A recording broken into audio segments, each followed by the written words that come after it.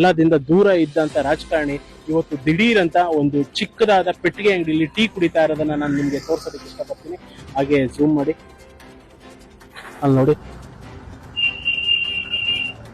ರಮೇಶ್ ಅವರೇ, ಅಲ್ಲಿ ನಾನು ಏನೋ ಒಂದು ಗಮನಿಸಿದೆ, ಅವ್ರ ಕೈಯಲ್ಲಿ ಒಂದು ವಾಚ್ ನ ಕಟ್ಕೊಂಡಿದ್ದಾರೆ.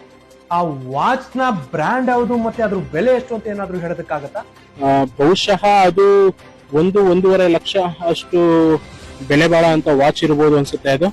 ರಮೇಶ್ ಅವರು ಯಾರ ಜೊತೆನೋ ಫೋನ್ ಅಲ್ಲಿ ನಗ್ನಗ್ತಾ ಮಾತಾಡ್ತಿದ್ದಾರೆ, ಅವ್ರು ಯಾರ ಜೊತೆ ಮಾತಾಡ್ತಿದ್ದಾರೆ ಅಂತ ಏನಾದ್ರು ತಿಳ್ಕೊಂಡು ಹೇಳೋದಕ್ಕಾಗತ್ತಾ? ಸುರೇಶ್, ಈಗ ಅವರು ಮೊಬೈಲ್ ಅಲ್ಲಿ ಮಾತಾಡ್ತಾ ಇರೋದನ್ನ ನೋಡಿದ್ರೆ ಬಹುಶಃ ಅವರು ಧರ್ಮಪತ್ನಿ ಜೊತೆ ಮಾತಾಡ್ತಾ ಇರ್ಬೋದು, ಇಲ್ಲ ಅಂದ್ರೆ ಗೊತ್ತಾಯ್ತು ಬಿಡಿ.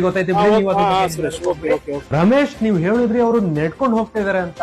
ಆ ಟೀ ಸ್ಟಾಲ್ ಇಂದ ಅವ್ರ ಮನೆಗೆ ಹೋಗೋದಕ್ಕೆ ಎಷ್ಟು ಹೆಜ್ಜೆ ಆಗತ್ತೆ ಅಂತ ಏನಾದ್ರೂ ನಿಮ್ಗೆ ಐಡಿಯಾ ಇದೆಯಾ? ಅವರು ಸರಿಯಾಗಿ 43 ಹೆಜ್ಜೆಗಳನ್ನ ಹಾಕೊಂಡು ಅವರು ಮನೆಗೆ ಹೋಗಿದ್ದಾರೆ. ಇದು ಇವತ್ತಿನ ಒಟ್ಟಾರೆ ಚಿತ್ರಣ. ಕ್ಯಾಮೆರಾಮ್ಯಾನ್ ರಿಷಿ ಜೊತೆ ರಮೇಶ್, ನಾವು ಮಾಡಿದ್ದೆ ನ್ಯೂಸ್ ಮೈಸೂರು. ನೀವು ಕ್ಯಾಮ್ರಾ ಆಫ್ ಮಾಡಿಲ್ಲ ಅಂತ ಕಾಣಿಸ್ತಿದೆ, ನೀವು ಕಸಲೆಲ್ಲ ಅದ್ರ ಅವಶ್ಯಕತೆ ನಮ್ಗಿಲ್ಲ. ಲೈವ್ ಹೋಗ್ತಿದೆ ರಮೇಶ್.